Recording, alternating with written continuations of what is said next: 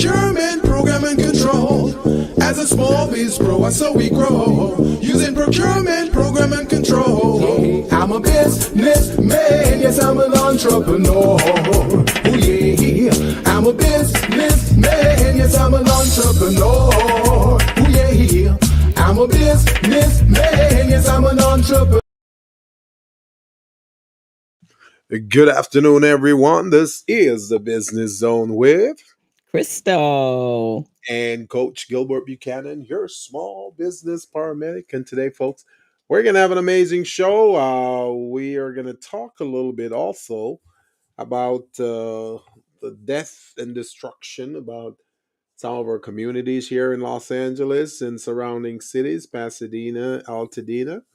But before we do such things, I just want to bring in my wonderful co-host, who is all dressed for the occasion today. Co-host, how are you doing? I am good. It's been a busy day, man. From the last 3 days, I've had meetings starting very, very early, and then they're like back to back. I'm like leaving one meeting to get to the second meeting, to the next meeting, to the next meeting. So I've been kind of doing some juggling stuff happening. By the end of the evening, I am exhausted. So when But we it's talk about meeting and look in the Google, you'll see a picture of you right next to it doing this. yeah, I'm right next to Google as this is an example of having a crazy schedule.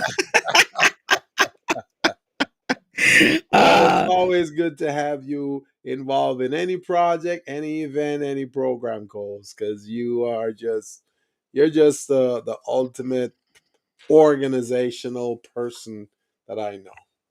Thank you, thank you, thank you. Just trying to make things, everyone has a purpose.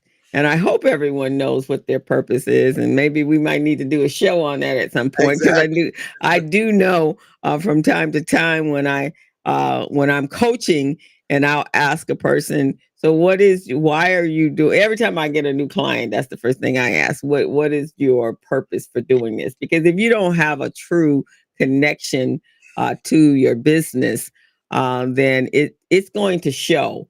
For sure. For sure. In many ways. One, in your interaction with your customers, in being able to acquire customers, to entice customers, to articulate what you're doing clearly, um, and just the fact that sometimes, as we all know as entrepreneurs, it's not always a cakewalk. Entrepreneurship is not easy than being an employee of somebody's. Actually, is a True. much more is much more involved and strenuous because there is no day to day time limits for you to be there and to leave, and then there's no guarantee you're gonna make money. And so entrepreneurship is, as they say, not for the weak. It is definitely for the strong and the faithful and the passionate about the services or the product that you're delivering. So that's the one of the key elements of being successful. So yeah. So I'm serving in my purpose. I know what that is. And so it gives me some unfounded deep down energy that sometimes I don't even know I have, but I obviously do because I am able to execute. So, I hear that. I love that. Yeah. So, what has your week been for you? um, the week has been it hasn't been outrageous. I think I taught a class yesterday for the first time. I hadn't done that in 2025. I've had numerous of clients, and thank God they all showed up this week. Nobody stood me up, which is like I take that as a personal affront when somebody stands me up. I'm personally offended. I'm personally offended. And so um but so everybody came and everybody had some great ideas. I had a young lady that I was speaking with yesterday, and as we always talk about, those individuals that have become coaches um for various reasons. They've decided to be coaches, but she was telling me, and I could hear the passion. I could hear her commitment to her business. She was actually one of the young ladies from the BEP program. Hmm. Um, but she said she had gone to the SBA, I guess, or somewhere she had gone, And what and happened? she just the person told her the nature of the business that she had, that she would not be able to make money, and she should really rethink that idea. Now Oh, she's that was been a counselor telling her that? uh-huh. And that's why I tell you, man, many of these little government fabricated counselors, and they don't know what the heck they're talking about, but they're advising entrepreneurs. Come on, man. I just kind You, of you don't tell an entrepreneur, hey, you need to try something else. You got to encourage them in a nice, a nice, soothing way.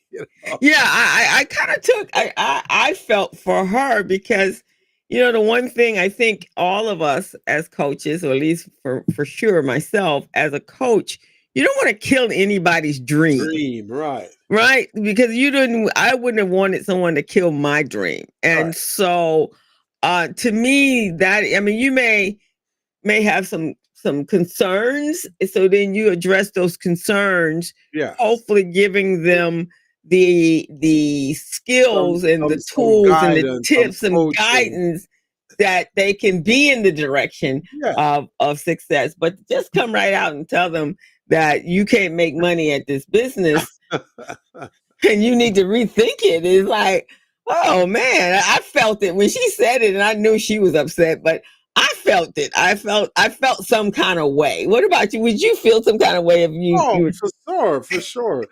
I mean, the thing about it is there's a lot of ways you can tell somebody that they're not going to make money in that venture, but not saying it like that. You could ask them questions. So how do you plan to make money on that?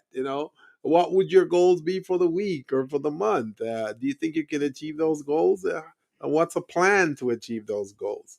right? You And how you long see have you what I'm been saying? doing this? And And are then you making money? yeah. And then once you get them thinking that way, then they're gonna, because like me, for example, when I first started my business in 2006, right? My purpose was to help small businesses write business plans for $500, right? Mm-hmm. Mm-hmm. Because we wanted to make sure plans were affordable and we can get many small businesses participating. So I'm thinking, okay, if I could get, like say 10 to 20 small businesses purchasing my services a month, oh man, Mm-hmm. that's $5,000 to $10,000 a month, right? Right. But then after I put together the first business plan, and I realized how much time it took, how much effort and all of that. I said, no, man, I can't live off this. My bills at the time were like 6 grand a month. Um, I'm going, man, if I'm charging $500 a business plan and my bills are 6 grand a month, how many of those do I have to do in a month? Right there, and that's the question, right? How many of those do I need to do in order to survive, to meet my quota and my goal? So I said, after calculating that, I said, no, man, I can't do this. This is not going to work. But, I had to have calculated it out in my head and figure it out first. Now, we could have a coach ask those kinds of questions, but, not in the kind of savage way, You you can't make money can't make that way. money in that. Well, wait a minute, but and as I got into the conversation with her, she actually had one. She's been doing this for many, many, many years. Her Mhm. mother was a caterer. Yeah. Hello, everyone. Um, her mother was a caterer, and she worked with her mother since she was like 9 years old. And so she got kind of had the DNA. She has the entrepreneurial DNA, and then she Yeah. loves to cook. And then as she was telling me her menus, and she's telling me what she had been doing, and then her next step, and I think her next step is to is to acquire a food truck and then Yeah. be ready for all of the events that are going to be coming into Los Angeles. in the future. So she had a pretty significant goal, and she, we kind of talked a little bit about her financials and stuff like that. But she's Right. been making money and doing her thing. Right. And Um, see, that's yeah, why they need, and I say this over and over. People laugh at me when I say this. That's why they need super consultant like you and I, because we understand this. We've been in the trenches. We understand the DNA of small businesses because we are small businesses. We've been there. We've been in the gutters. We dealt with all type of adversities and all of that. So we know, man, we can identify. We got and you Keisha also here. know, like you said, you also know if it's not going to meet the goal once you set that Exactly. goal and do what you did. You're like, wait, this, and then you have to come back and rethink that and say, well, Yeah. maybe that's not going to work. How many Right. people I got to do this to? and and no one had to insult me and say, "What kind of stupid idea is that?" Right, exactly. So now I didn't start at 500. I started at, I started at 15 when I was going to write a business plan. Yeah. And then that predicated on how much research I had to do. If I had to Yeah. build a whole darn thing up from the Oh, ground and they had nothing to give me to do that, oh no, that was all in the wee over in the grands now. man, that research will kill you, man. That business plan research. Ooh, wee. Yeah, if I had to go in, that's before Chat GPT. But if I had to go out and do that research and develop the target market and all that, oh no, that's gonna cost you some money. So mine was, my first was, I first started my business idea with helping, because you're solving a problem, right? Yeah, So yeah, I was helping individuals. This dates me, of course, but this is when the desktop computers were just becoming affordable for people to have them at home. yeah, And pretty much everyone that had used a computer was only using it in an office environment, that they only went to their specific areas, right? They turned yeah. it on, and the IT department has set it all up. All you had to do is go in, put your password in. You only have a few things on the whole drive on the server. You had accessibility to, so that was easy. But when they got their desktops, they didn't even know how to even turn the computer on. They didn't know how to get to their documents, and at that time, again, this is dating, floppy disks Yeah. and all that sort of stuff, right?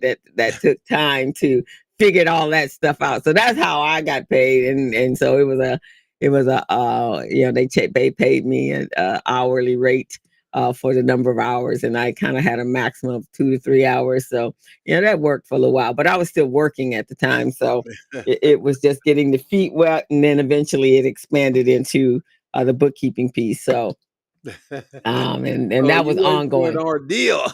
Yeah, and that's what we do. You kind of have to, it's kind of like, okay, these are the services, or this is what I'm going to do. For Yeah. us, it's services. It's so much easier You gotta have the than experience, man. You can't just start like, I'm not putting down professors and all of that, right? But many, professors are teaching business courses. They've never owned a business before. They've never been an entrepreneur. So they don't really understand the real things that go on, day to day issues that we deal with, in a 360 kind of way, because egg. it's not just the market, it's not just the customers or client, it's families, it's friends, it's associates, it's Right. the banks, it's all of those issues that we got to deal with, man. And they don't teach all of that in MBA schools. They don't. We Mm-mm. know that because we go through it every day. We down in the trenches with small businesses. Right. Shout out to Keisha Mills. Keisha Hey, Mills, uh, Keisha, how are she's you? she's been in one of our programs. Keisha, much respect to you. And She's telling Keisha, you Keisha refer Peggy White to us. okay. All right. Yeah, All right. Well, hello, and Miss Keisha. yes, I'm feeling much better, Keisha. Thank you for checking, man. I'll tell my audience a story before we. Yeah, everybody. So everybody that thinks that COVID is over, Gilbert's getting ready to tell you why it's not. I'm a testimony here, guys. COVID is not over. It is still here, and it is strong and miserable and savage. It's still trying to take some souls. Okay. COVID is out there. So last week, folks, I went to Florida. I went to a conference down there. Supposed to be an AI conference. So I'm going to learn something about AI that I can incorporate in my business. And hi, everyone. That's Keisha. Keish. So I went to this conference, man. It was horrible. The organizers, you know what? Co-host, I want to say this. I got something to say to this one, huh? I want to say this, okay? And just remember, guys, for those of you who are listening on this, right?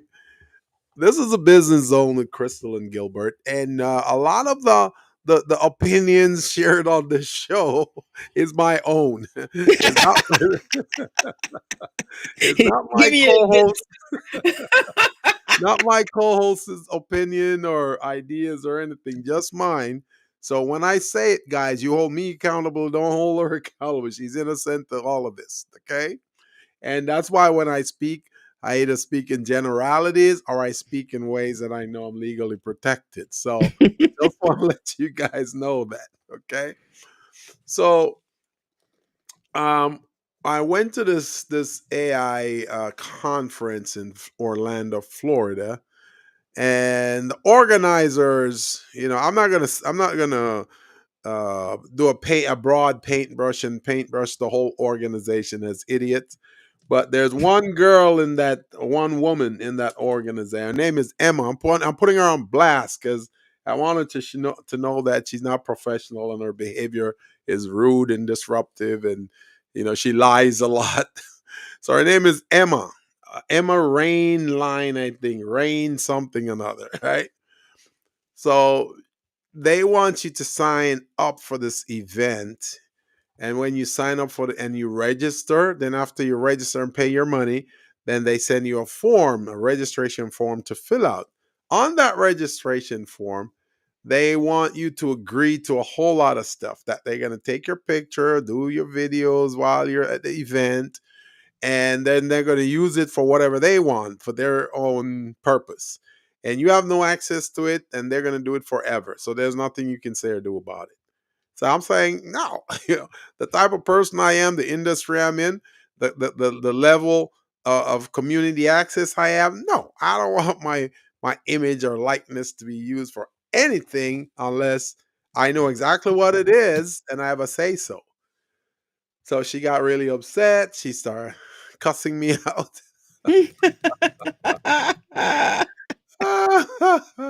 She started cussing me out. Emma, you're a bad person.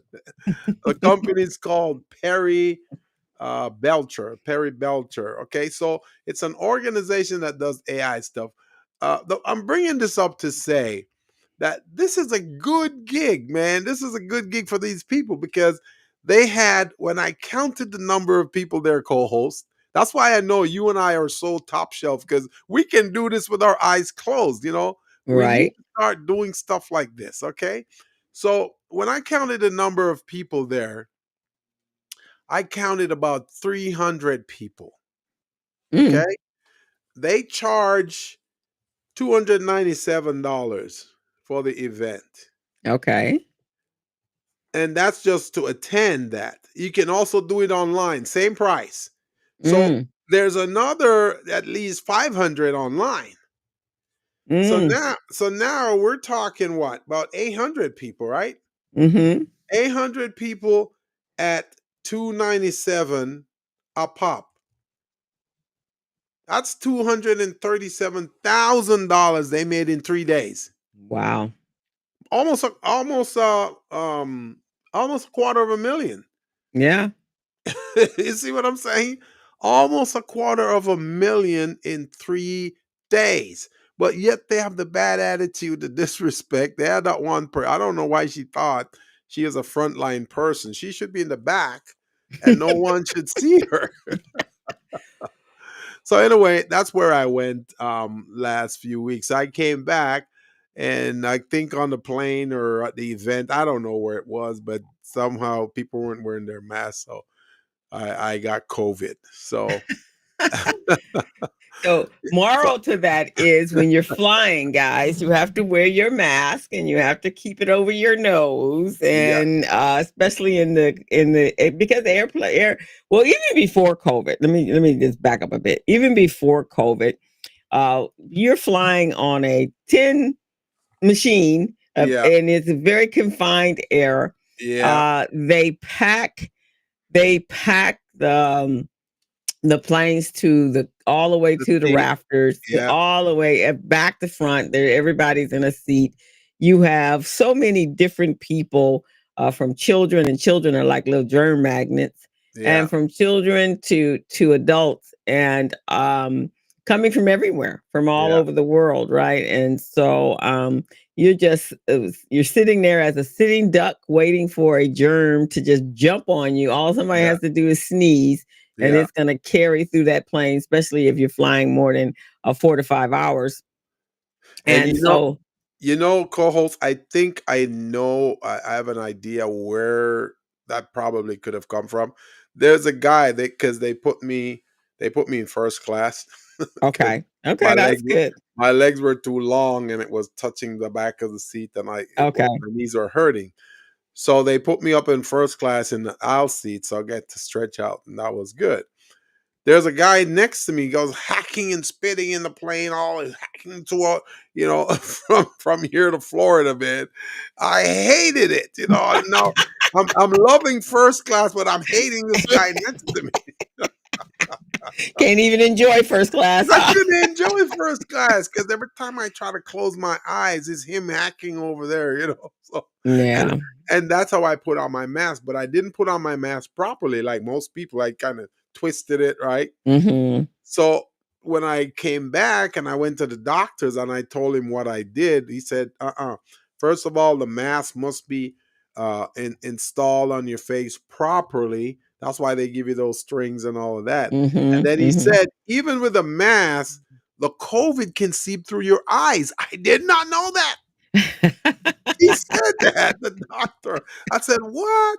Yeah, he said, "Yeah, it could seep through your eyes, So, and I said, "Oh man, I did not know that at all." So I got a lesson right there. So, wow. So I came And back. you need to really in the day. Okay, so even with let's beyond even COVID, right now with all the fires here in Los Angeles, if you're in Los Yeah, Angeles, you really need to make sure you wear a mask, because the all of the these are homes built burnt down to the ground. These were businesses burnt down to the ground.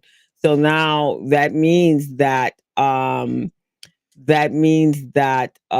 you had all of the this air toxic, quality is this all messed toxic, up. yeah, yes, toxic, because it's fabrics, it's plastic, it's Plastic, it's steel, old right, asbestos in some of those right. buildings. Old homes have Yeah. asbestos and all of that sort of stuff. So be really careful. I know every time I walk out there, boy, I come back with a sneezing fit. Oh, for I'm taking sure. allergy pills as a Yeah. regular every day. So just be careful right now. There's a whole, and Yeah. especially if you're in those burn areas. But with the winds blowing, it's just circulating there all over the place. But yeah, Gilbert, Dr. Mays, who comes in regularly on the community briefing, Yeah. she gives us every time I see it's like, uh-oh, it must be a breakout. And so she told me that yeah, I mean it's contained, but you do have to get when you get done with this, man, you got to go get that booster. Yeah, and get the Uh lungs, uh, taken care of, get it yeah, because gotta go filtered to and all of that. right. So you gotta be careful. So everybody be careful out there because the air quality is really horrendous. You can actually check the air quality on the internet on where it is. You can have them. I have them send me reports depending on Is what there the an organization called AQMD that checks air quality? That's hmm their responsibility. So that's another way to get check the air quality, see if it's good, it's clean in your neighborhood, in your area, man. So uh, right. And if you Crystal and had I were trying to do our best in our community for everyone, guys, but you got to do some for yourself too. And Exactly. while we're on that subject, before my co-hosts talk about the subscription here on um, on the business zone, uh, we want to send our prayers out for all the families in all the communities that's been destroyed, disrupted, and people who have perished in these many fires. Some were probably accidental, some were purposely set. We don't know, but we just want to say, hearts go out and condolences go out to all the families.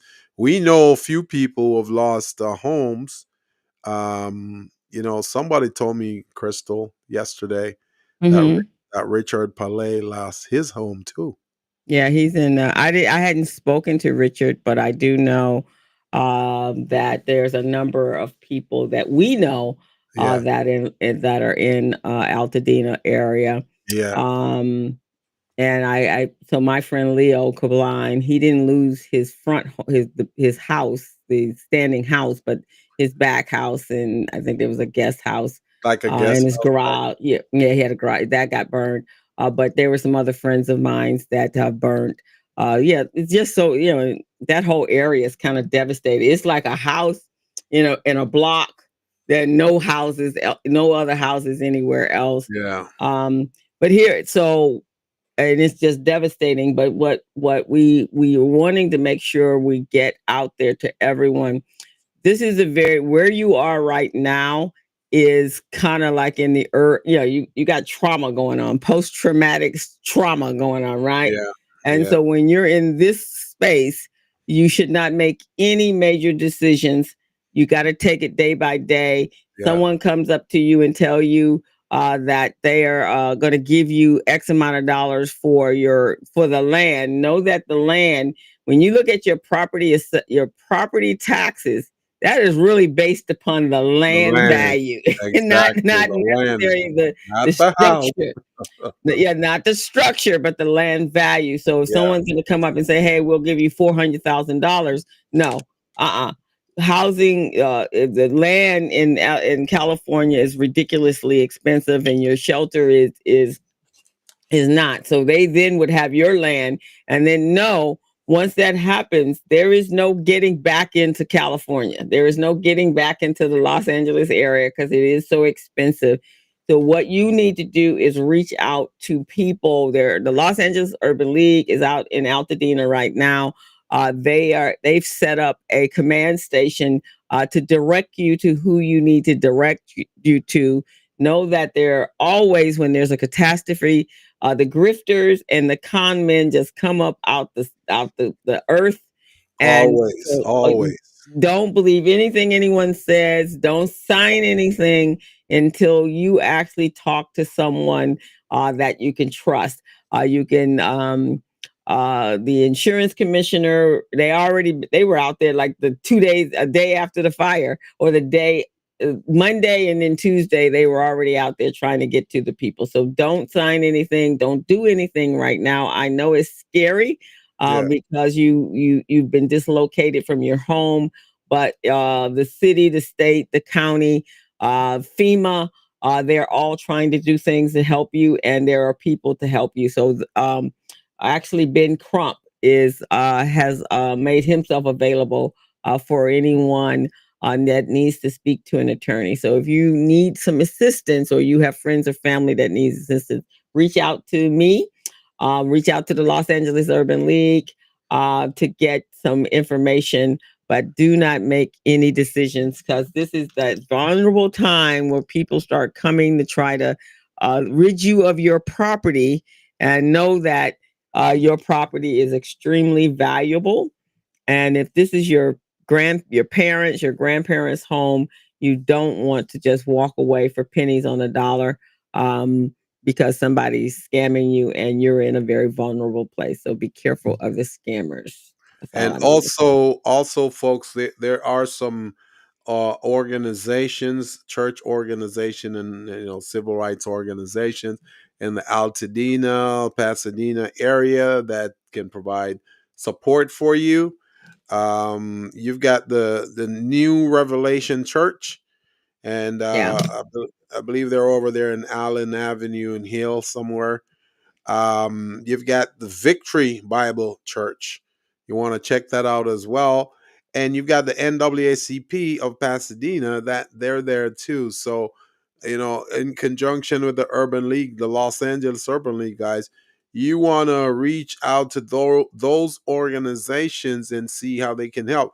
Now, some of these organizations provide meals for you. So you can have breakfast, lunch, or dinner. And from what I understand, the New Revelation Church, they serve food at 1 and dinner at 5:30 p.m. So just so you guys know that,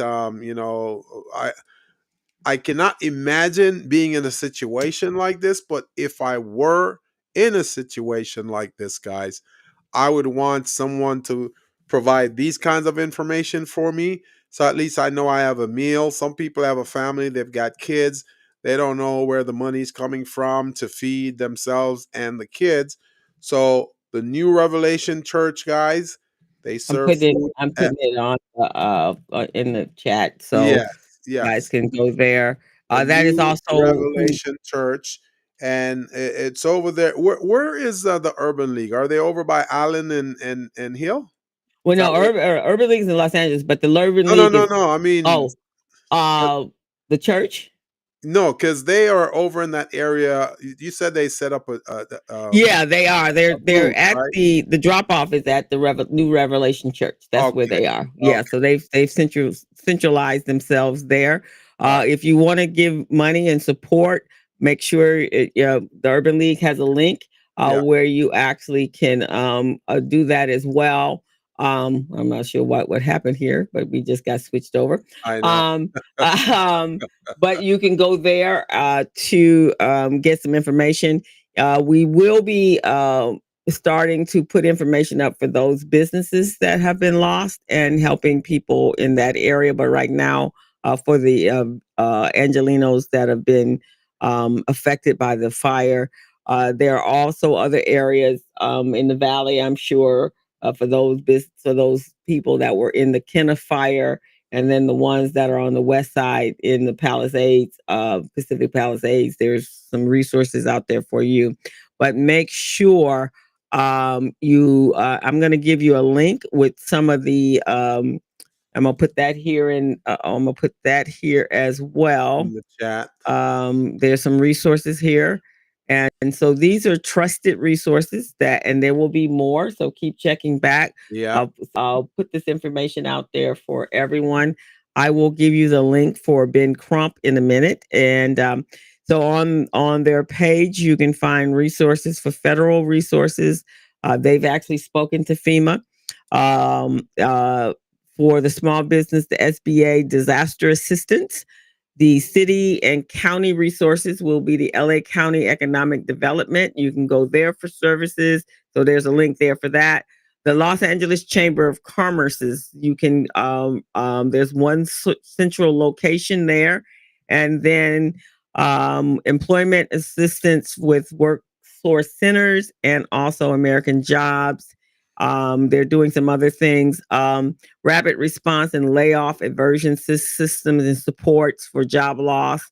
And then there's some business response for those that are in business. So there are sources out there for you guys. Please, before you make any decisions, check that out. And then I'll put Ben Crump's information for the fires. And he's helping those with legal issues because I is my understanding that the Eden fire was as the result of a tower. Edison, there was a tower that fell in that area.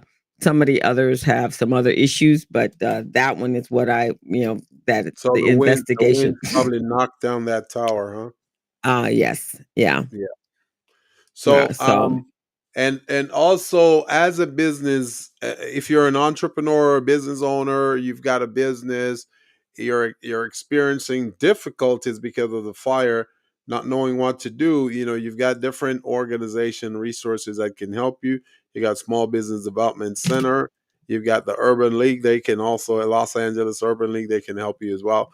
There are other organizations too. But if for some reason you cannot gain access to those, I will make myself available for those of you who want to get started. So I can get you started and then refer you over to these organizations so they can package you, because they have funding, they have resources to help you. I mean, I'm just helping out of the goodness of my black heart to help you. Well, because they're your people there, and there are a number of those people out there are our clients. We haven't been able to touch base with a number of our clients, so some of them are the ones that are living out there. So Yeah. So I'm willing to help you guys understand, assess your situation, see what you need. In terms of loans, I can help you with that, but we can forward you to the Los Angeles Urban League, because they may have access to funding through the SBA, through FEMA, through banks, local banks, and all that. What I could do is help you guys with your back office, the paperwork, any paperwork that's missing. I can help you to identify those, how to get them back, and all that. And, just so you know, I mean, we're a for profit business, me and my co host, but we're not going to charge you guys for any of this, because you guys are victims. You're victims of a disaster. And anyone who take advantage of victims in a disaster, I believe, are savage, and they need to be taken care of specially. Okay. So especially, yeah, special. there's a special place in hell for those people. Exactly. So so we're not so here to charge you guys anything. We're just here to provide resource, support you, and really provide some coaching and guidance for you, just so you know there's someone in your corner who can help you out. Okay, that's what we're here for. Um, uh, that's pretty much what we've got going. This is the Business Zone with Crystal and Gilbert. We're on every Friday from 3 to 4:30, and we do a lot of community service work for entrepreneurs and small businesses. Some of the stuff we don't get paid for, but we don't really care, because we're doing a greater good by helping you, the small business. If I can help a small business elevate themselves from the starting point in the business, or elevate in the growth stage of their business throughout that business life cycle, then I've done something good. All you got to do is pay it forward, guys. Just help another business, or tell another business about us so we can help them too. But that's all I care about, is to help you guys to grow, elevate yourself, so you can, at some point become successful. And that's a big reason why we formed and started this podcast. This podcast started back in 2016, and through the vision of I would call her uh, I'll call her Angel. Angel, Angel Crystal. Okay, it's out of her vision. And this amazing, because this started because she had that dream about doing a podcast, a radio show, to share information, disseminate information to the public. And we started that, and we did that for 4 years. Then bam, COVID came in 2020. So now we couldn't get out there. We couldn't get out there and do the things we wanted to do via our radio station that we were at. So then we had to form this podcast.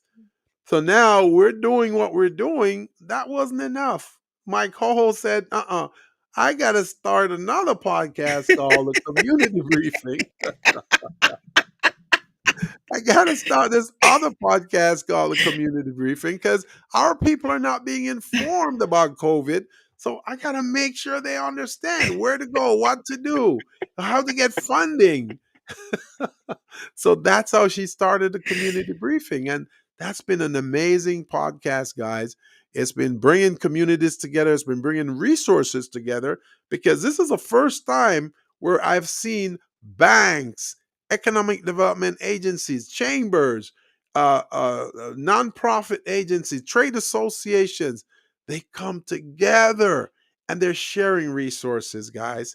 That's That was born out of my co-host, Crystal Mitchell. She more of a Jamaican than he is.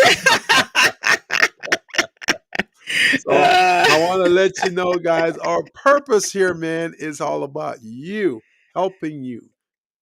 You have Yes. anything you want to add? Did I miss anything, co-host? No, you did not, co-host. That is exactly the reason. Again, as I said at the very beginning, my purpose. I know what my purpose is, and I'm living in it. And so these ideas just come up out of nowhere, and because I coach people, and I know when I go to give them information, they don't have it, and it's because they're busy working in their businesses, and so they have no idea what we're supposed to be, what is important enough to stop working for or take their head up out of their business in order to receive that information so that they can carry on their success. So that's why we're here. So Yeah. yes, that's one of the reasons that I do what I do, but bringing information to you. So with that, we're going to get together, and we've been talking for a minute now. So we're going to talk about what our topic is today. But before that, let us just go right over here. We want you to go over to our YouTube channel, The Business Zone with Crystal and Gilbert, and hit that subscribe button and become a subscriber of the channel. What that means is that every time we go on air, you are going to get a notification. And also, you can go through and scroll through our archive. Gilbert and I have actually been on the air for 8 years. In 2025, July of 2025, it will be 9 years. And so we have a collection of amazing messages and classes and interviews with some incredible people. And And so videos. videos for you to just go through, and you can be like on Netflix, man. You can do a binge weekend. It's bingeful. That is so true, co-host. They can do like a Netflix thing with all the materials we have. Oh, they can binge. They can binge on it. They can binge I on the love it. business zone. I love it. I And love it. so we encourage you to go over there and do that. We share, and there you go. It's free of charge. And then if you really want more and you need our services, then you can contract us. There's a number of ways to get with us. We both work for a number of we provide services for a number of nonprofit organizations in Los Angeles, and so you can get through us that way, or you can actually be a private client of our own. So we just want you to go on over there, do that, and so you can spend time and that's what we're talking about for 2025. What we want you to do 2025, unless you've been living under a rock for the last 17 days, it has already come in with a bang. And I was telling someone today, I was in a meeting earlier, and they said, it feels like it's already 5 months into the year. I And I said, right. know. And I it's know. 17 days. I know. I was so confused earlier today. I'm going, what month is this? Is it like March or May?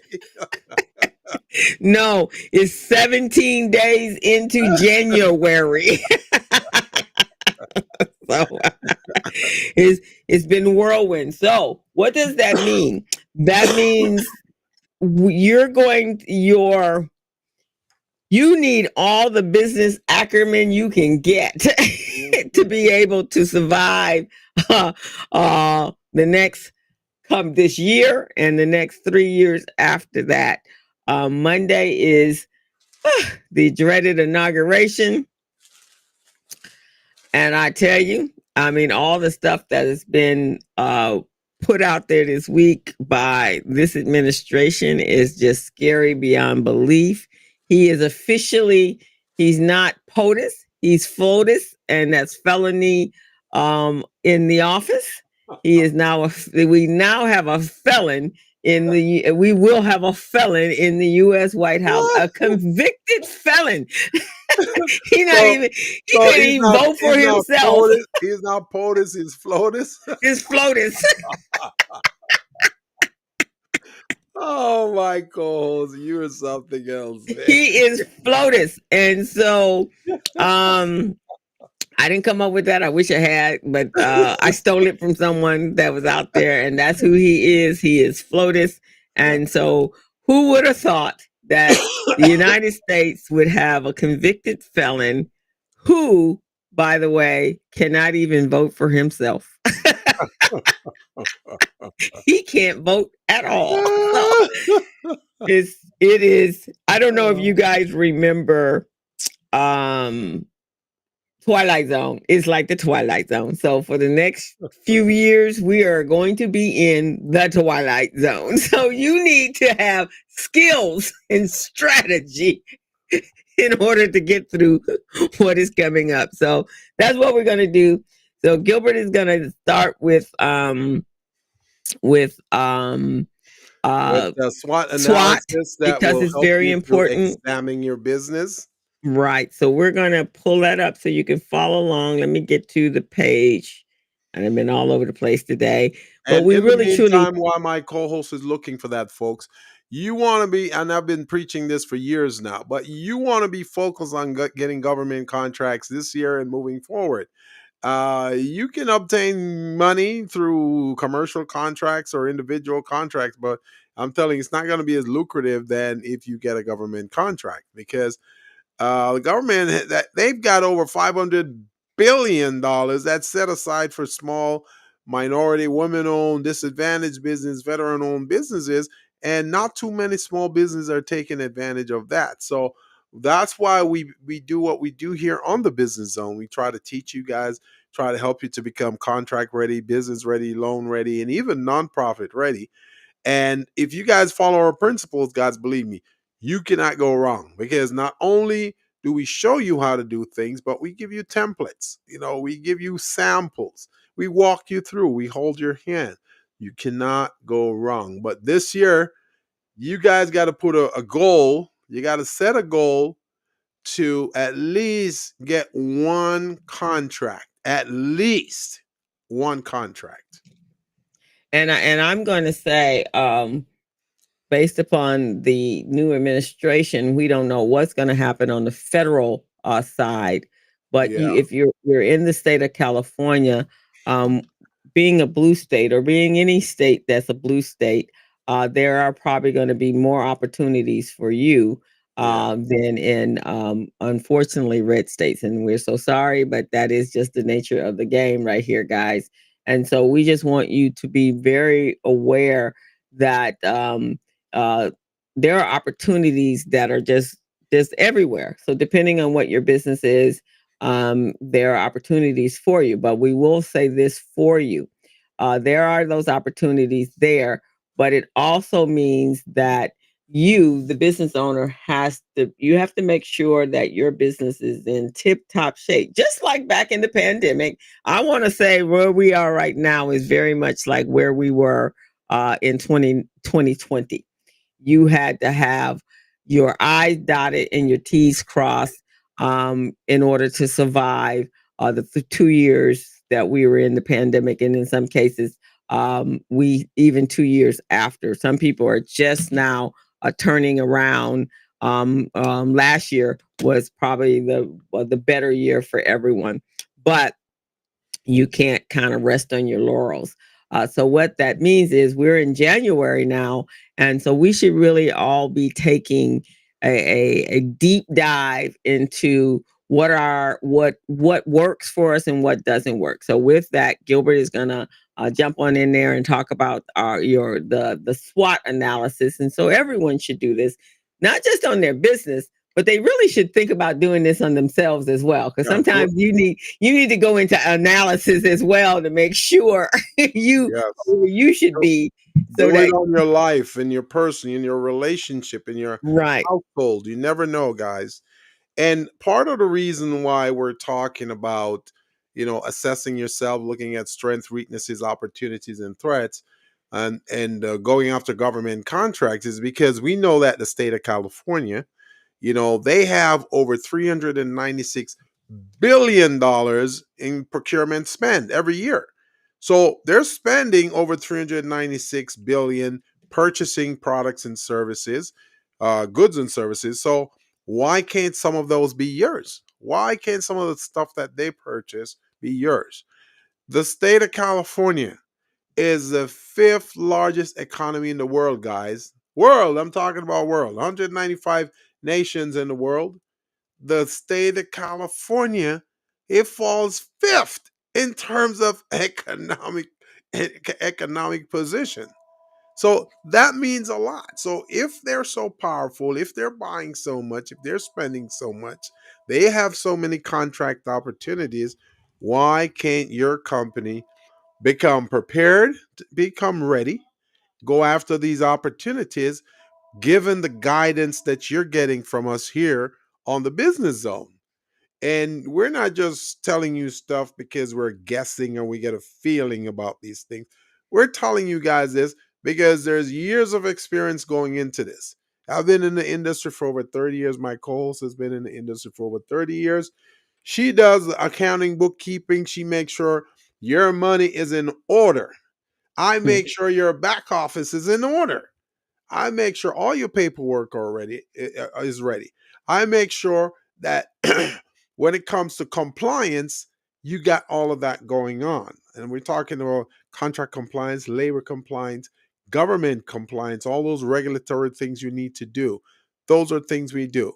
Proposals. Make sure you have all of those things. You can satisfy that. All the documents you need. If you're looking at statement of qualifications, a capability statement, all of those things you need to be a competent business. Be ready. So when you tell your clients you can bring them value proposition, you can show them what value proposition you're bringing to them to make them excited. And like my co-hosts say, help you to stick your hand in your pocket, come up with some money and pay them. You see what I'm saying? So that's what you want. You want your customers to be ready to pay you for your products and services. So that's what we're doing here today. So we want to take a quick look at the SWOT analysis. And as we know, SWOT means strength, weakness, opportunities, and threats. Okay. And there's a reason for that because when you're building an infrastructure, an organization, or anything, you want to know what talents you bring to the table, what talents your groups bring to the table. And then if anything that's missing or deficient, you can reach outside to other groups, other talent, and bring them in to help you. That's what this is all about. So, today, we're looking at strengths, and strengths usually is internal, either you, your organization, your team. So you want to look at what do your customers love most? What is it that they love most? Do they love customer service? Do they love the quality in the products that you provide? Do they love the quality in the services that you offer? What is it that they want? Do they love your creativity? Do they love how easy you make them feel, how easy it is to create certain things for them? That's what you want to look at. You know, you do an assessment with your clients. We have an assessment tool here that we use, and every business that we try to do business with, we do an assessment. And first of all, we want to know where they are, what they have, what they don't have. And then the things they don't have, we try to help them to achieve that. That's helping them to become ready. So after you look at the things that they need, the things that they love, the things that they want, then you look at what is it that you are more efficient at? What is it that you can do very well? You know, how efficient are we at doing something? Are we good at execute? Like my co-host, she does accounting, bookkeeping. Is she good at accounting and bookkeeping? What would you guys say? She good? Yes, she is. She's darn good, as a matter of fact. You know, I mean, I've seen a lot of bookkeepers and accountants, guys. And, you know, like I said, I've been in the industry for 30 years. 30 years. And I haven't seen anyone like her. You know, she goes into your business, man. I've seen her meeting with a client. So I said, oh, let me just sit here and watch this, observe this to see what goes on here. Man, she went into that business and she was asking all kinds of questions, just like a detective. She was asking all kinds of questions. And based on the questions she's asking, she could tell them what they've done over the last year, what went wrong, what didn't go wrong, why it went wrong, and all of that just through those questions. So she does forensics, guys, forensics in your accounting, and really help you to build to get to your goals. So, in terms of strengths, those are things that's powerful for you. We know that many small businesses are weak when it comes to financials. And we're not saying they're weak just to accuse you and insult or belittle you. We're saying they're weak because one, they don't have the strength in doing that. And many of them who don't have the strength, they don't want to admit that they don't have it. So they keep it quiet. And when you keep quiet about something that's really uh, uh, important and needs attention, then it's things start getting bad and it could hurt you. So she comes in and she does all these wonderful. She set up charts of accounts in your businesses. She looks at your spending. What's coming in, what's going out, why it's going in, why it's going out, and why it's coming in, and who's in charge, who is fostering that. For example, in your business, many of you may have talked about, well, I got an accounting department or I've got a bookkeeping department. All right, that's good. That's good and wonderful. But is it just one function of that department? No. That department has multi-functions. So that accounting and bookkeeping department, it handles receivables and it handles accounts payables. Those should be two different people handling that. You should have one person handling receivables, one handling payables. Now, many of you may say, Coach Gilbert, why is that? Why do I have to have two people? Now I got to pay two people? Yes, you want to have two people because if you have one person handling payables and one handling receivables, if this is someone that has no allegiance to you, or someone you don't really trust, or they don't trust you, even some family members, they will create a bill. They will create a bill through um, um, receivables and tell you that you owe this bill, and then pay that fictitious bill through payables. See what I mean? So now a bill just got created, a fictitious bill just got created for $10,000. And then now they generated a check to pay that 10,000. But guess what? The 10,000 goes to some fictitious account that nobody ever heard about. So now you see why it's important to separate payables and receivables. So you got to have one person doing that, and make sure those people are not friends, because if they're friends, they can collude.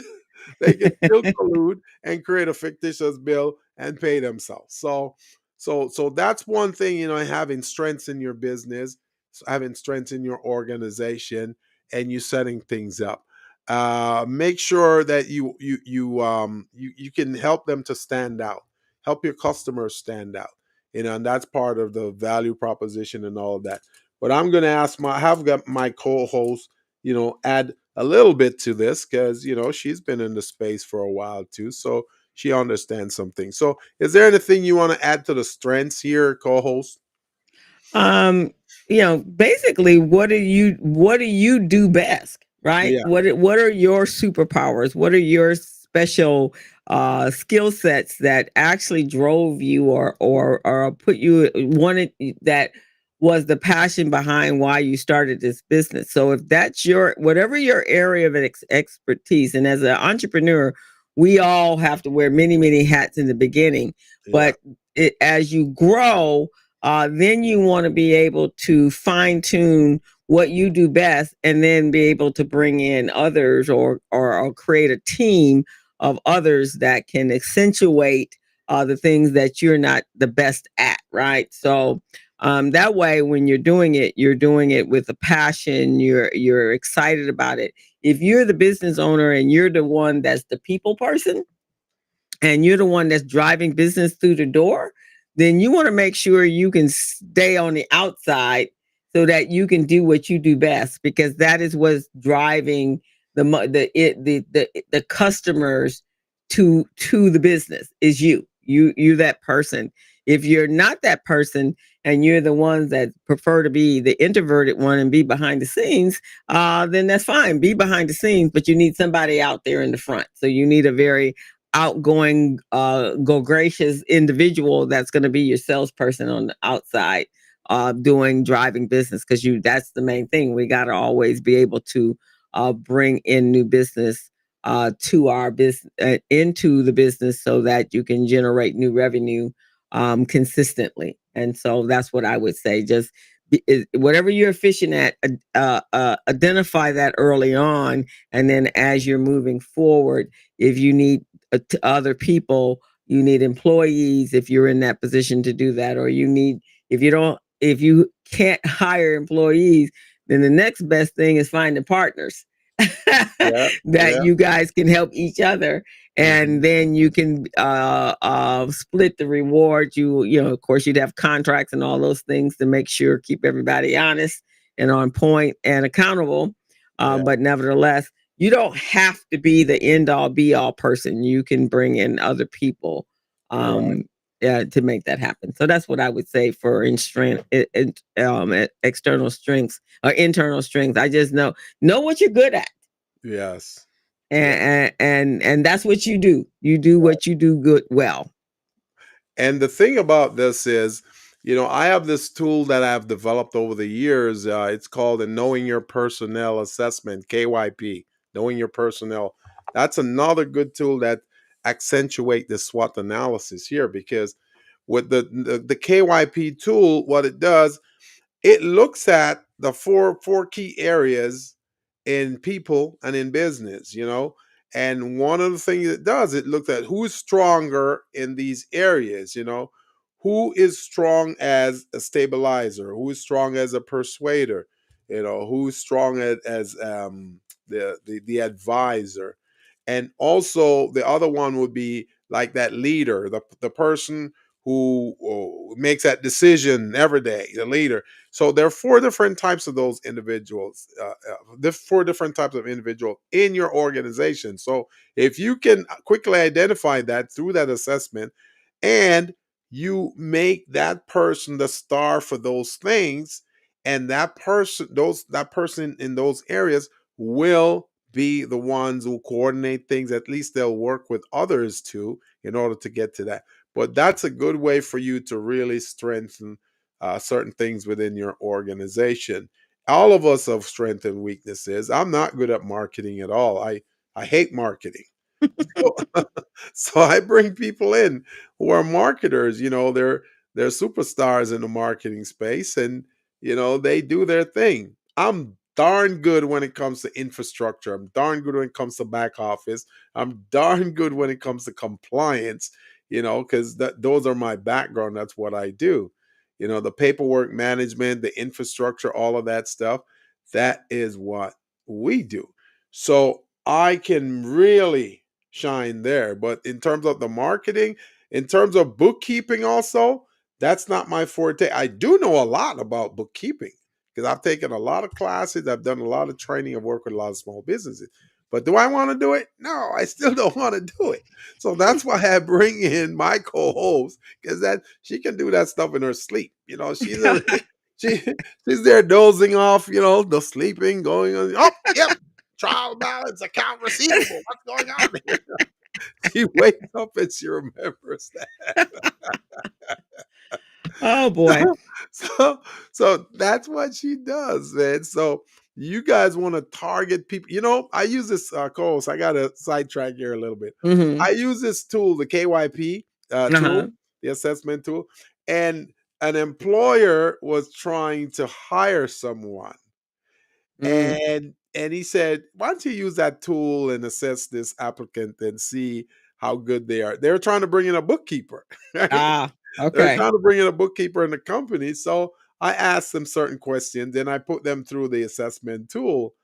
The results of the tool show that this person that was applying to be a bookkeeper has very, very low tendencies and strengths in bookkeeping, but they have strong tendencies and strengths in marketing, right? But So they were applying for the bookkeeping they're job? applying for bookkeeping, right? Interesting. So when we saw that, we said, this is interesting. This person is applying to be a bookkeeper, but they score so low. So then we start asking questions. We get to find out that this person is a marketer. They're good at marketing. They love to do marketing, but they're only applying for the bookkeeping job just to get a job. You see what I'm saying? Ah. So you see how that assessment was so true. It quickly and easily identified the true points there, the strengths and weaknesses of this person. So that right there, that company saved themselves so much money because they wouldn't be paying salary to this person just to come to work because they didn't really know much about bookkeeping. so, Mm. so that was amazing. So that's why I say this KYP, knowing your personnel tool, it really helps.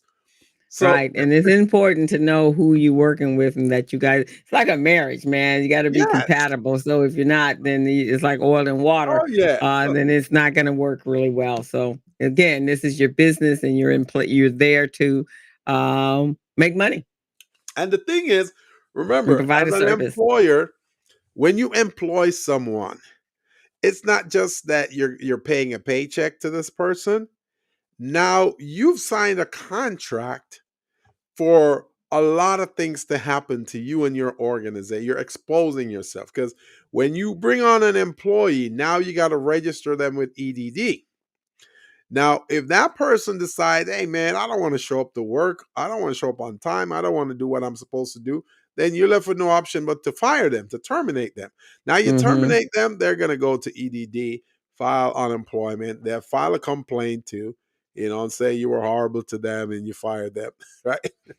So now EDD is gonna come in, they're gonna do this investigation. And while this is going on, this person's collecting unemployment because you're paying into the unemployment fund as Mm. an employer. So you see how it's costing you for hiring the wrong person, Right. right? Right. And then when they do their investigation, it could go either way because in the state of California, EDD is very friendly to employees, very friendly to employees. So that's just the thing why it's so important that employers really use that tool, the knowing your personnel assessment, to avoid having to pay money that they don't really necessarily need to pay. And it cost, and to be quite honest with you guys, it's quite costly for businesses to have high turnover. Oh yeah. Because you're disrupting business, Mhm.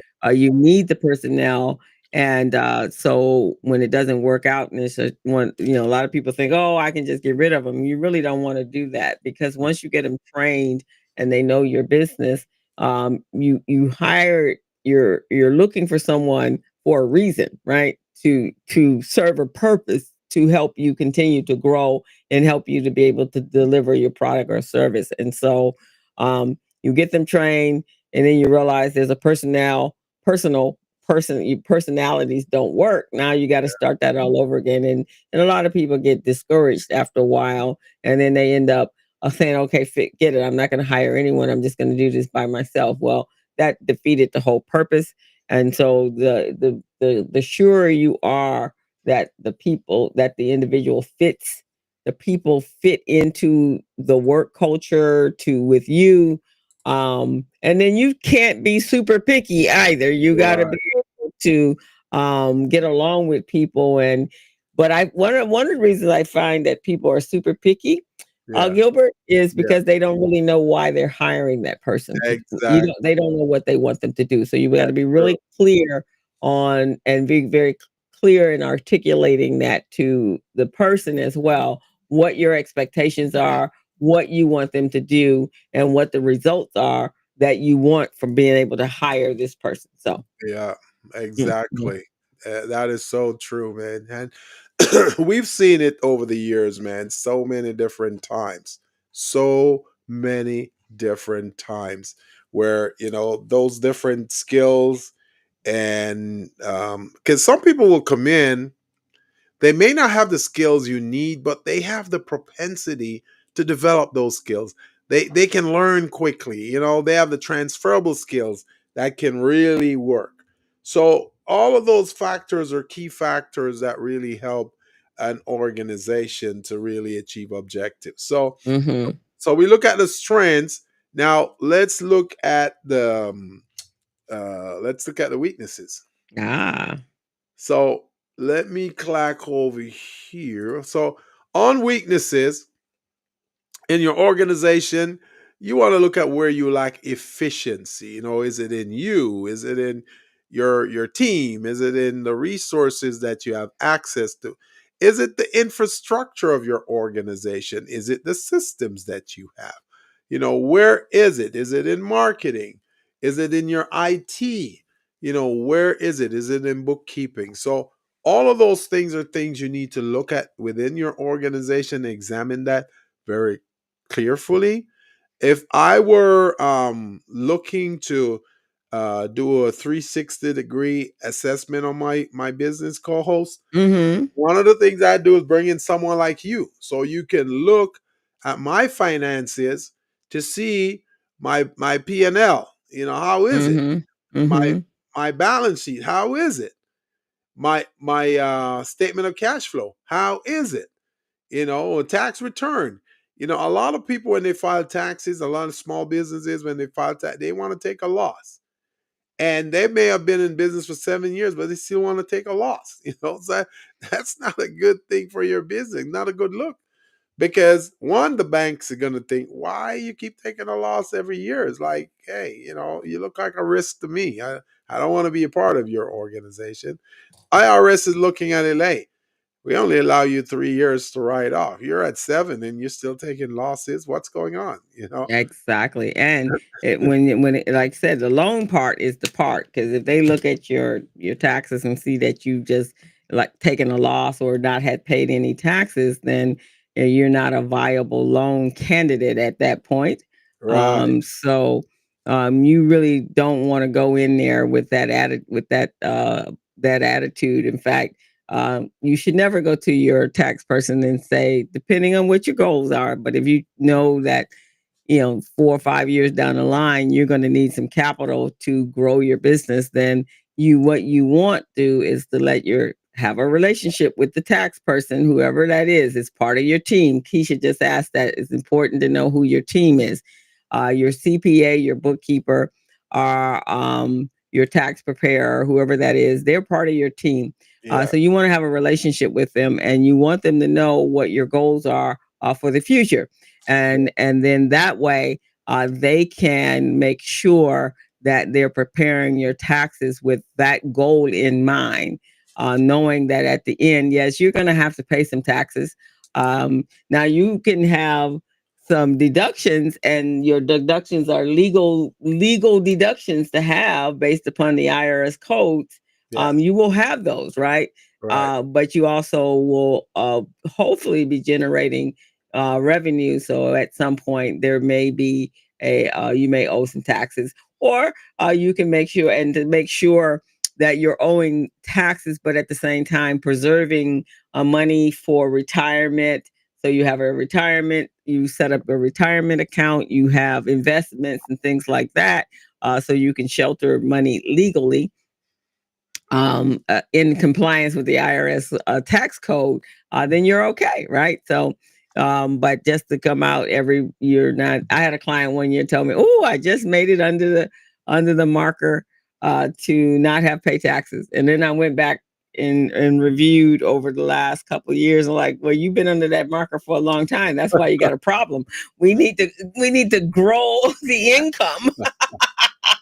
And see, those are the things that the IRS look at, and that's why they quickly throw red flags in there. Because when they look at when they review your tax return and they see, okay, now it's year 7, this person is still taking losses. Okay, let's see why this person is taking losses, and then if it's not clear to them, first thing they do is say, okay, audit, audit, audit. Right, exactly. And then they invite you to come sit in their uncomfortable office with them, bring all kinds of receipt and proof, And that's the place you do not want to be, guys. I'm telling you. Exactly. Uh, Now, for the clients that I meet with, most of the time when they're sent to me or referred to me, is because they don't have a financial structure. They don't have an accounting system set up. They're commingling personal and business. Um, and so that's where I come in. I help you get that set up so that you can make sure you're not wasting money. yeah, You can make sure that you're using all your resources where you need to use your resources, and then based upon your goals. So even for me, Gilbert, I don't talk. I need to know who I'm dealing with and what the yeah, company's about and how long they've been in business. I have to do my forensics on the backside before I even start to right, help them get their financial structure. What is the goal? And then we exactly. get to that place, right? So Yeah, it's a little bit more than just you know, an average, I guess, bookkeeper who is not an entrepreneur. I kind of look at the overall bigger picture, right. and then I help them create a financial structure that is based upon growth and for success. And the thing is, when someone like you come into an organization and you ask those questions, how do you want to grow? Where do you want to grow? And to what you want to grow?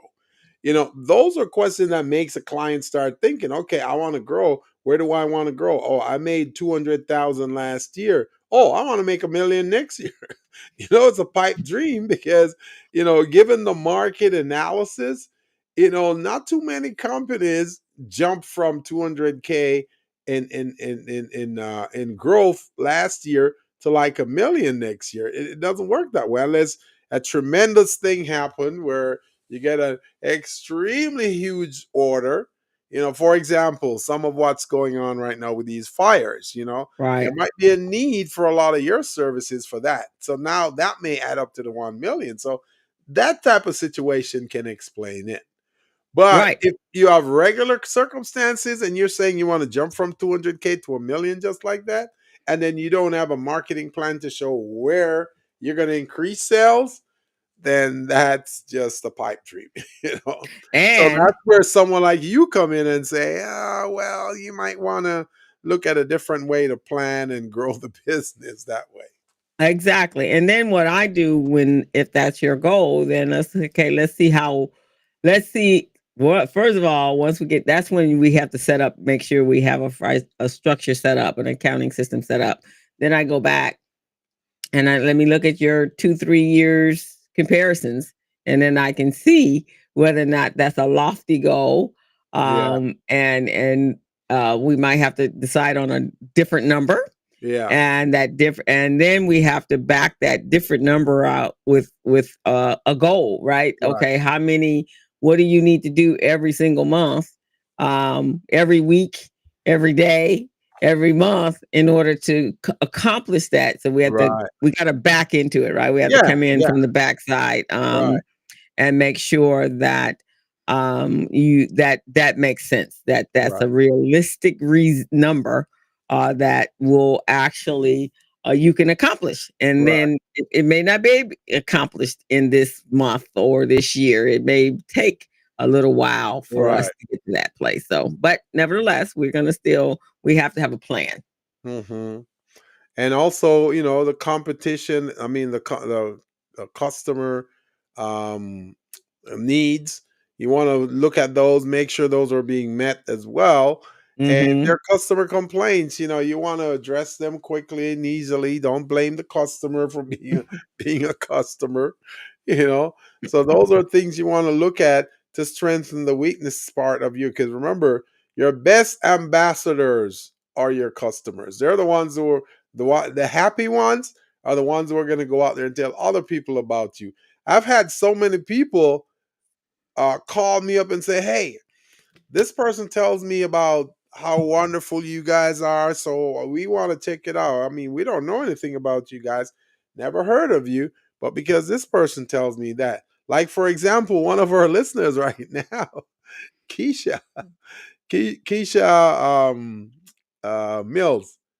Keisha Mills, she's told quite a few people about us, like Peggy White and Who else? She told somebody else about us. I Well, don't know. actually, Keisha is your biggest fan. So Yeah. when she finally met me, I had only seen her online. And boy, the whole conversation was about Gilbert. And so she is definitely you have helped her out and you've made a big impression on her. So that's how I realized she go. And then a lot of times people have met you before me and they're like, "Oh, I know who you are." And so and the same and vice versa happens here. They'll go, "Oh, you're Gilbert's partner." Yeah, I am. Or you do the show with him. So yeah. So sometimes partners are good for you guys because Oh they yeah. actually you're an extension of each other. Oh yeah, man. You want to have ambassadors. And I say this on this show a lot, okay? Because you know me, co-host, my a big part of my population of entrepreneurs that I work with is a Latino population, right? So in the Latino culture, there is a word called chismosa, right? Hmm. And chismosa mean like a nosy person, somebody who's a chatterbox. They chat a lot. They share people's business, all of that, right? So, so one of the things I discover, if you want to get your business out there and known to the marketplace, just Uh-huh. share the information with the chismosa, man. That chismosa is going to be out there chatting it up, oh yeah, you got to try this. This is great, man. I did it. And they won't stop talking about it. So that's some free marketing that you're getting from this chismosa. Right, right. I mean, I used to when I did workshops for the New Women's Business Center, I'd have people come in and I was like, "Wait, you took this last you've taken this a couple of times." Yeah, I know, but I need to have a what do they call it, a crystal refresher. And so they come back just to get the refresher and then they go back away. And I was like, "But you've done this like 2, 3." I know, but I need to come back. There's just you just give me so many nuggets.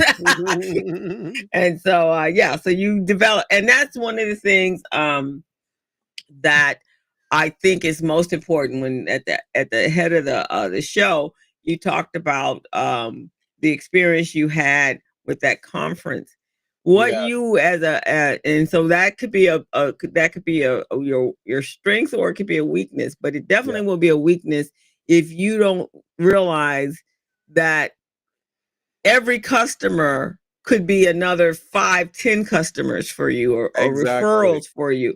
And so you have to customer service, which is like a dying art right now, Yeah, is so very important in the business, in your business, as a small business because you can't afford to chase businesses away, right. especially if you haven't reached your goals yet. So Exactly.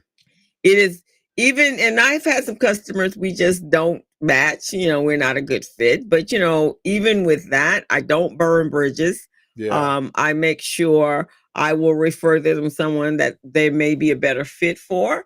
yeah. I if their business is a great business, I refer clients to them because they don't have anything to do with me and them. Mhm. And so it's very, very important that you always leave a lasting impression with that individual because you don't know who they're connected to. And this is the other part about us as business coaches. We've been doing this for a very, very long time. So we don't come as one, we Yeah. come as we have a full network behind us. Yes, yes. And so so you're getting us and our whole entire network, and that network is what can help you because you never know who we know that Yeah, can be able to provide you with that next opportunity that you're looking for. So you always got to be on the lookout for opportunities and um, people that your team, and business coaches are generally on your team as well. You want to make sure that these people can direct you to right. different opportunities. I've had, now I'm more of a referral based business. I don't really go out and look for business, Yeah, um, but people will refer them to me just from an encounter that they had with me, right. and so a number of my lucrative contracts have come that way. And so you always want to make sure, even if you're having a rough day, you just have to snatch it up Yeah. and figure out how to get through that day. But Yeah. we always have customer service, making sure you're providing a great experience for that person. Even if you have to turn them away, make sure it's a good experience. That's I all I hope have to I hope Emma Rain Lane or whatever her name is say. from Perry Belcher is listening to this, because yeah, you are definitely going to lose some business for your behavior with me at this conference. Um, Keisha also said something, co-host, which really Yeah, she told it rolls I in.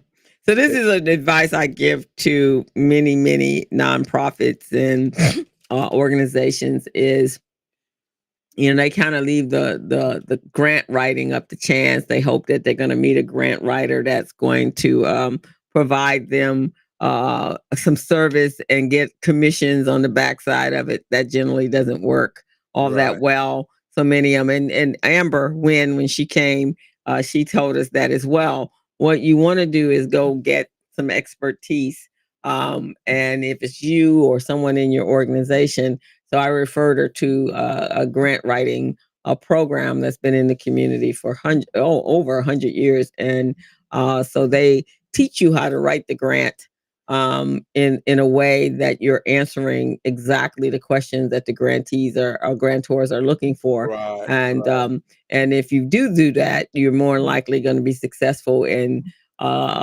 getting a larger percentage of grants.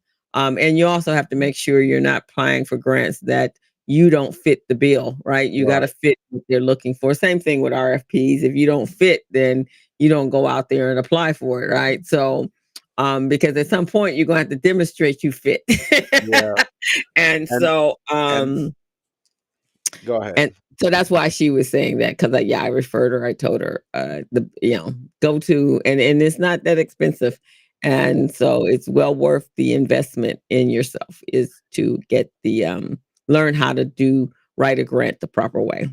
And that's a point that rolls into our next aspect of the SWOT analysis, which is opportunities, the O for opportunities. So, opportunities within an organization, it comes mostly from outside, mostly external. So, that part of your business, when you look at that, you want to go, okay, how do I stay on the same path, the same footing as my competitors? What am I missing in our markets? What am I missing in the marketplace? Can we do better than the competition? What trends are occurring? Mm-hmm. What's going on that we need to know about? What new technology could we use? Of course, we know today that's going to be AI. So, are we using that well? Are we using it to the ability that we should? So, all of those factors are things you want to look at in terms of opportunities. Sometimes certain talent is out there on the marketplace, and it's not that it's not that expensive. It's within your budget that you can acquire, and you can turn around that and make double that amount of money in 30 to 60 days. Why Mm-hmm. wouldn't you get that? So Mm-hmm. those are some of the things you want to look at. I'm sure you've got some experience that you can share as well, co-host. Yes, exactly. Making sure you understand what your market is. And the market's changing. It changes all the time. Right. So you got to be able to go back and you have to do your just like when you just started your business, you have to understand what the trends are. You have to understand if you're still marketable, right? If what you do is still something that someone needs and that is solving someone's problem, right? So you have to go back and every year is to go review and analyze what that previous year was and what works, continue it, and with some plans to grow and scale.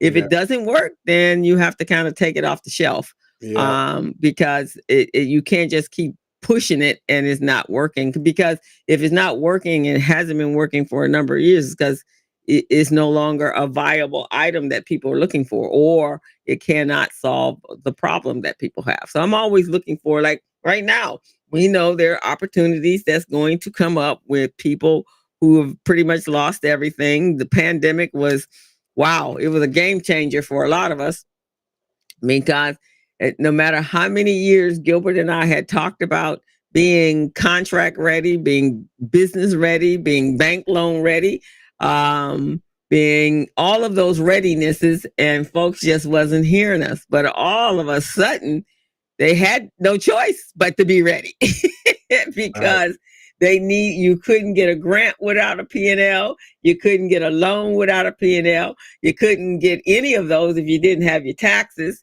And so all of a sudden people were like, okay, I need to have this. I never had so much business in my whole entire life.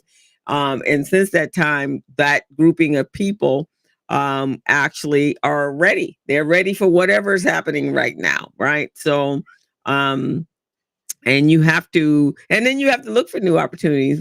Sometimes doing the same thing over and over again is kind of boring, and so you want to maybe do some new things. And that's probably why I do so many different things, because I don't want to get bored with what am I doing, but also I want to be able to provide and solve problems for my target market. Sounds like a plan to me. Yeah, so And then the final step in the SWOT analysis, which is the threat, the T for threats. That one is so, how can I say it?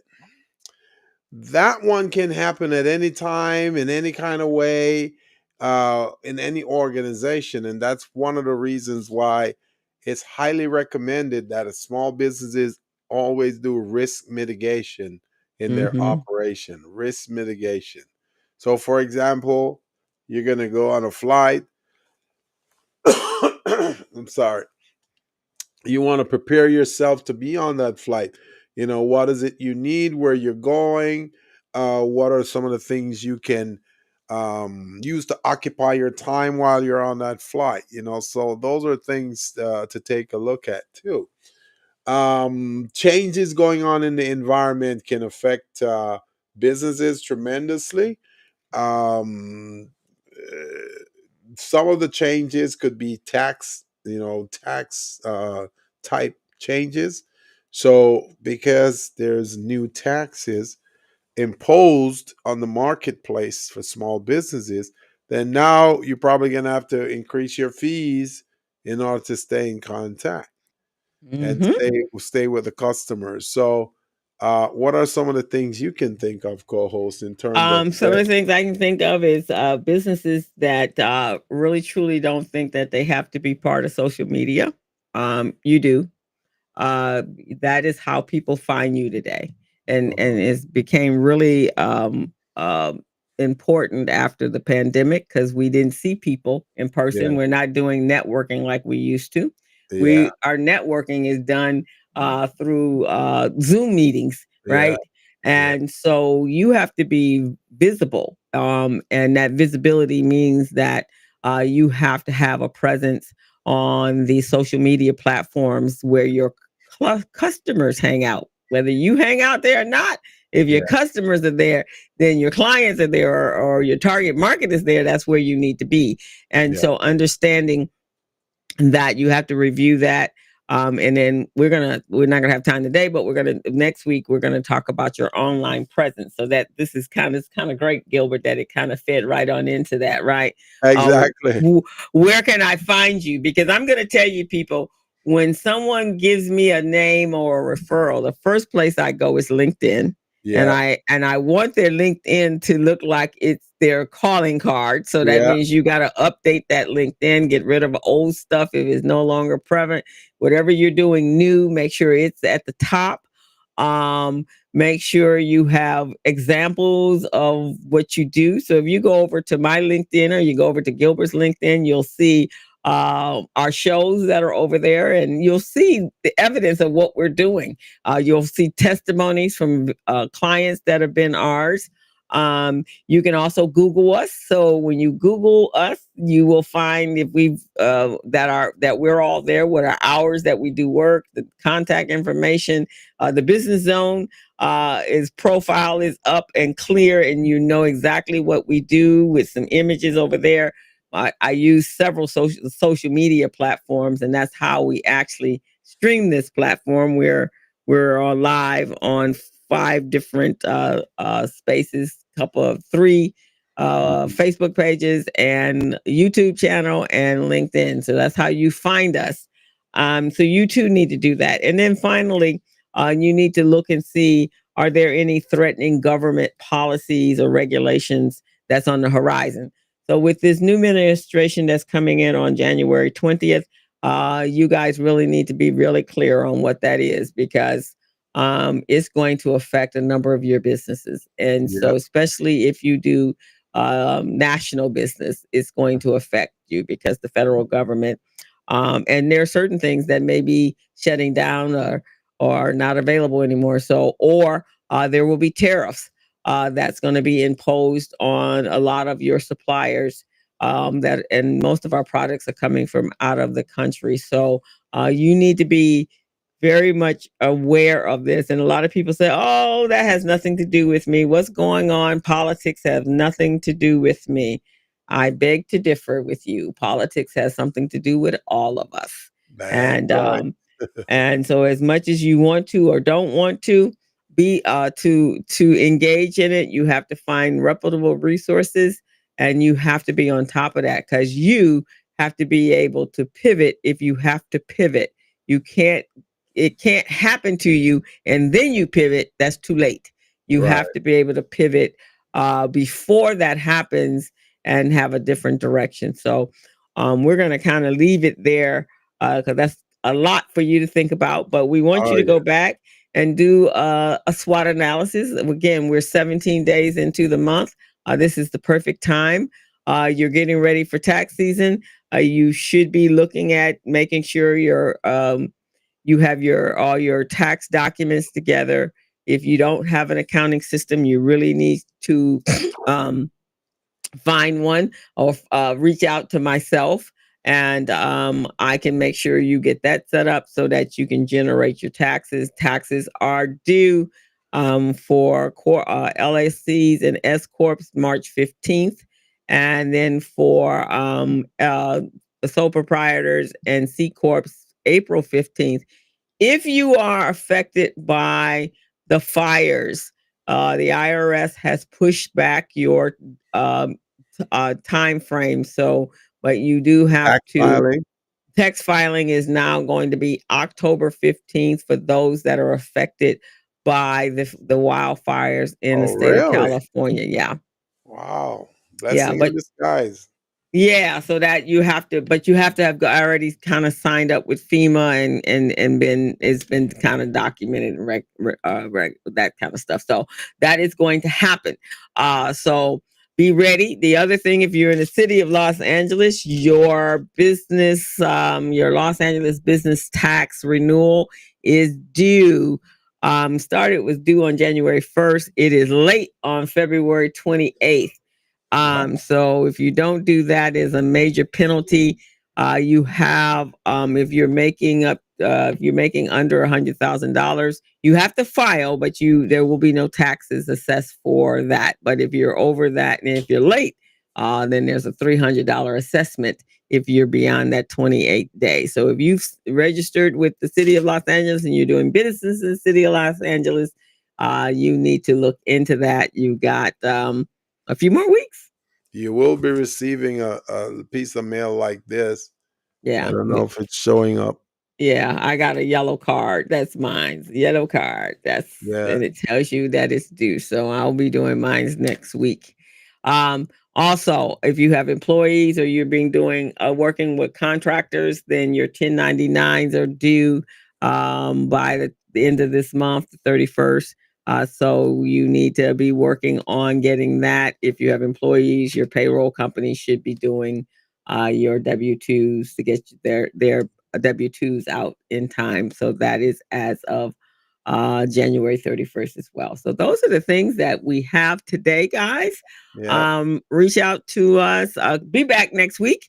So we're going to talk about your online presence. It's either going to be me or it's going to be one of our gurus that this is their area and their space in the marketing space and why that's so Maybe important. Cha-Cha, huh? Maybe Cha-Cha, yeah. So we're going to see if we can get Cha-Cha out here. All righty, guys. Please be well. Monday is Martin Luther King's birthday. Even with the inauguration, let's not forget to honor him. And that might be a better place for you to do that, is to honor him and not even pay attention to the inauguration. And just know that you're going to need to dig deep for a peace of mind after next week. So that's all I'm going to say. You're just going to have to dig deep, and you're going to take out time for self-care because you're going to need it. Yeah, I'm doing that right now. I need that self-care. You need the self-care. All right, righty, everyone. We're Well, going to it was great having everyone watching this show today. yeah, so we will be back next Friday at the Yeah. same time, 3:00, and we look forward to you joining us. So have a great weekend. Be safe. Many still continuing to pray for those that are been affected by the fires, and both them and their families. So with that, Gilbert, we're ready to close out. Okay, let's do that. And here we go. As a small biz pro, I saw we roll, using procurement, program, and control. As a small biz pro, I saw we grow, using procurement.